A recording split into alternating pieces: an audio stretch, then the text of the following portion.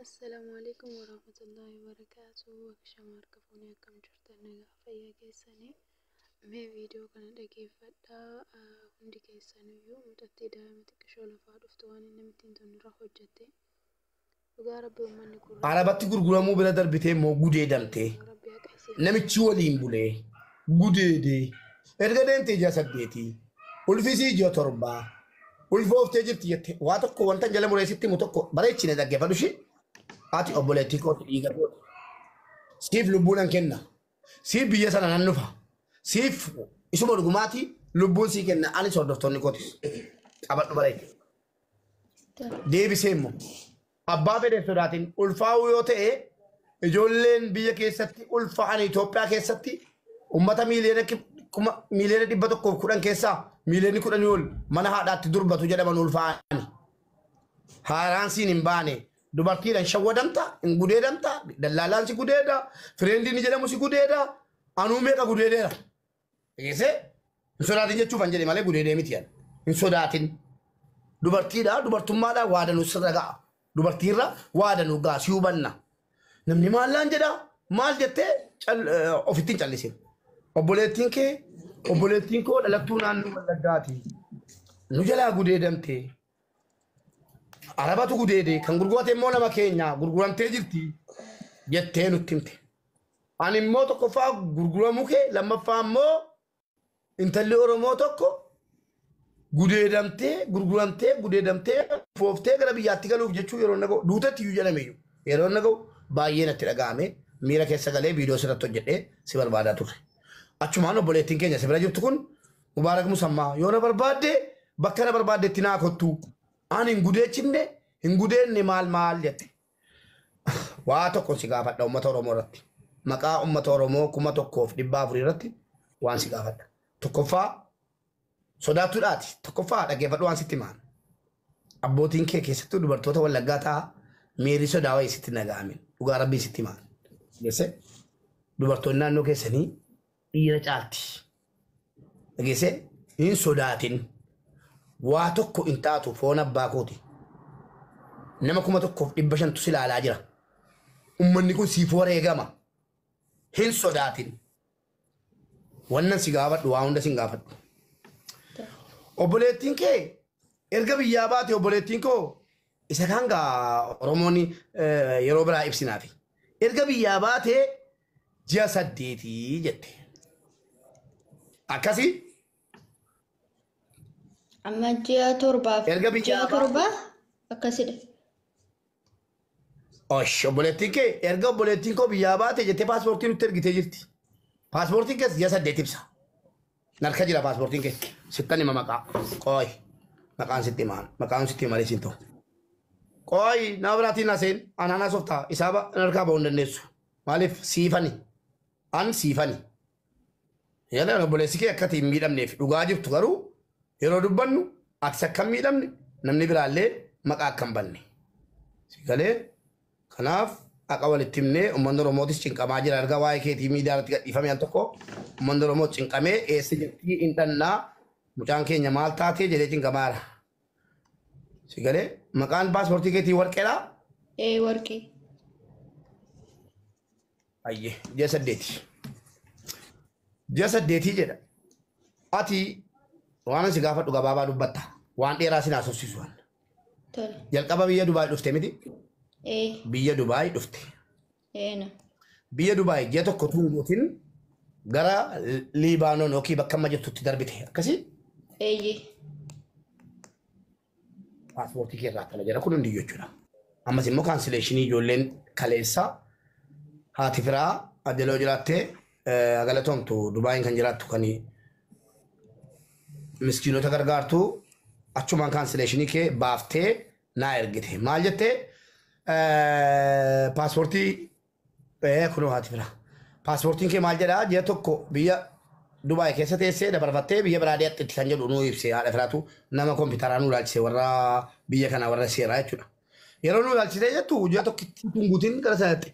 Akkaataan nageessa keetii immoo qaalittiin isii kanatti gurgurattee isiin kun immoo arabichatti gurgurattee arabichi afaan isaatiin wanni inni jedhee sagaleen isaa nu bira jiru ana ishtareet aannan bitadhe dhaga'i namichi keessun aannan bitadhe fuuchuun barbaada jedhe afaan isaatiin waa'ee ilmoon jedheen afii qooti kaleessa uummata Oromoo irra taa'ee dawwalee fi beebiin jedheeni deemtee deebitii jedhe eessa Itoophiyaa fira sii bira dhattee deebitii jedhe beebiin akkamitti Itoophiyaatti dhalataan jedheen asirratti haasoo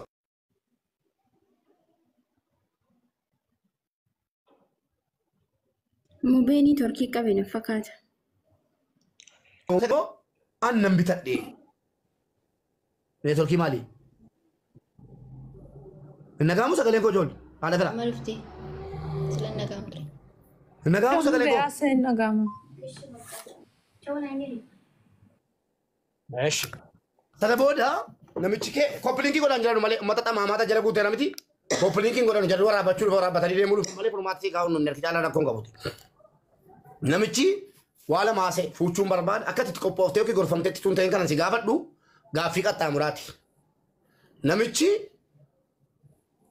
ilaa waan dhossin yoo hojiin bultee jiru ilaa atamma fakkeenyaaf atamma nama biyya Arabaa yookiin immoo Araba dhiisi lammii biyya biraa dhiisi ati bareedduu kana bucuu kana anuutuun argadhe anuutuun argaa tokko irratti argadhe hin niisu dhageesse seexana waan jedhamu jira amantaa kiristaanaatiinis amantaa islaamaatiinis seexanni dubartiin tokkoof dhiirri tokko kilaasii tokko keessa cufatanii jennaan wal qabaa wal hammadhaa wal dhungadhaa hojiin ciisaa hin niisin namaan jetti dhageesse kanaafi ati dogoggora wayii qabdu of dhossuu jettee saalfattee an dubartii dheessatti hangalayettee hin dhoksin ati bareedduu kana dhageesse namichi man tokko keessa kilaasii tokko keessa si wajjin buleera moo hin bulle waan biraan haasa'in waan gorfamte sirraa fuudhan.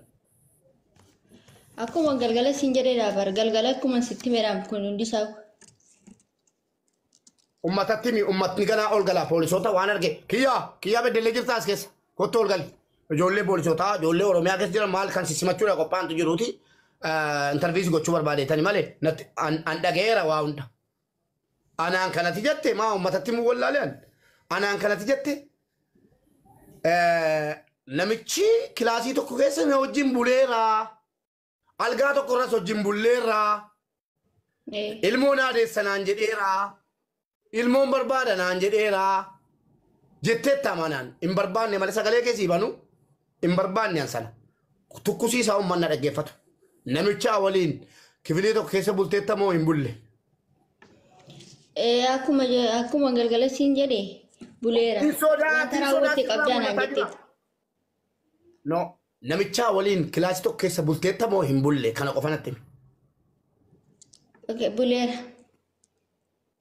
Siree tokko irra hojiin ciistanitti moo hojiin hin ciisne? Rafeera garuu wal bira buleera. Bakka gabaabsati.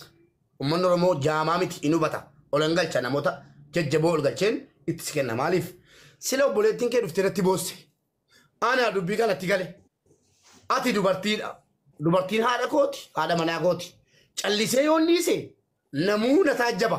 Mubaarak Arabarraa maallaqa nyaatee obboleettii keenya dabarse naan jedhamu uummanni kun maqaa kun tolchu si galee kanaaf waan jirtu uummata irratti dubbannaa jechuudha uummata keenya dhageessaniittu fala meeqaan daqiiqaa 27 masmara biyya intinaatiin kan namni tokko kaardii naan guunne daqiiqaa 27 masmara biyya Dubaayin haga ijoolleen biyya Dubaay atoo haaraadha masmara haaraa bitte sanuu waraqaa keetiin bitte akkamitti daqiiqaa 27 biyya biraatti dawwalte naan jedhanii mataa qabatan miskiinticha keessan garuu seera biyya kanaan beeku naa hojjetee jennaan an dawwale lakkaa daqiiqaa 1000 yoo hin dawwale ilma dawwala lakkaa gaafa ji'a kokkee nama qaban malee ana isattan sinii beekare miskiintichi tola seen daqiiqaa 27 baase kunoo sagaleen ni jira inaasofni anaaf si danuu ishiidhaan jechuudha.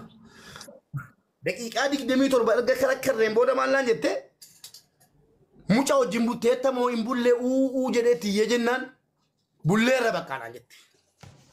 Kibilii tokko bultaniittu eeyyee. Algaa tokko irra bultaniittu eeyyee. Eegaan jedheen afaan cabee da'u.